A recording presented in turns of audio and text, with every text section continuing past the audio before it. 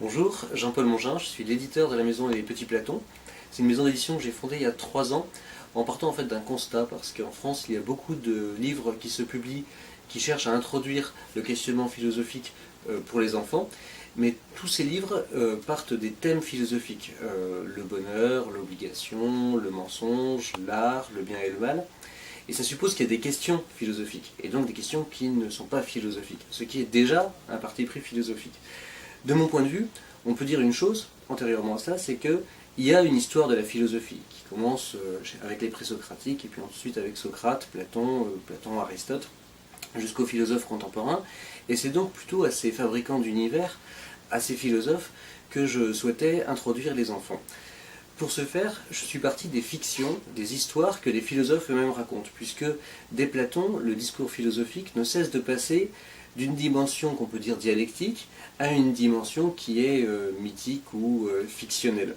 Les fictions ne sont pas là sont pas présentes dans la philosophie pour alléger le discours dialectique ou pour l'illustrer aimablement, mais elles sont véritablement le lieu où le philosophe forge ses concepts. Et ainsi, si vous racontez par exemple le mythe de la caverne de la République à un enfant, d'une part c'est une histoire qui est formidable, mais en plus il comprend ce que c'est qu'une théorie de la connaissance.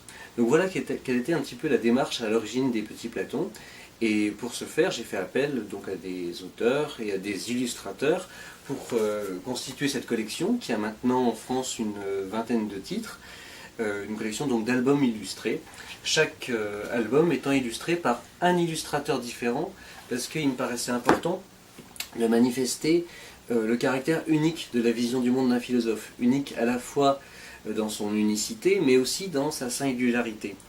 Voilà, donc ça c'est la première collection que nous avons fondée, elle est traduite dans une douzaine de langues, et elle est traduite en espagnol en Amérique latine, par Panamericana Editorial, dont vous avez quelques titres derrière moi, et ce qui évidemment me réjouit fort.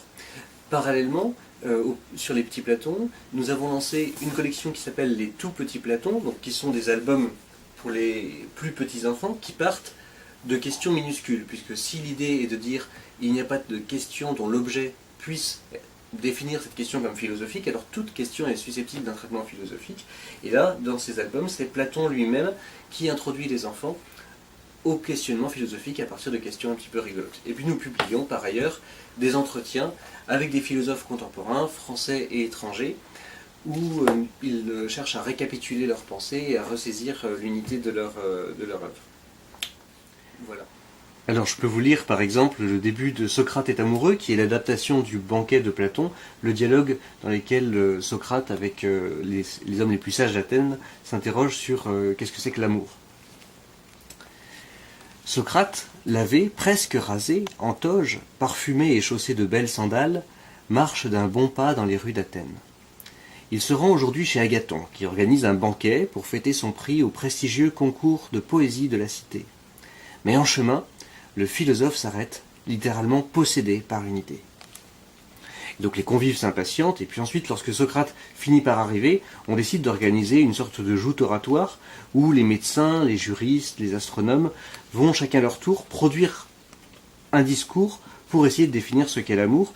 Il y a bien sûr le fameux discours d'Aristophane où on voit apparaître les androgynes, et Socrate, à la fin, fera état donc de son initiation par la prêtresse Diotime au mystère de la sagesse et rendra compte du rôle initiatique de l'amour. Donc c'est vraiment une adaptation fidèle du texte du banquet de Platon, mise à la portée des enfants, qui peut être ensuite un support pour entamer la discussion sur ce beau sujet. Voilà. Merci.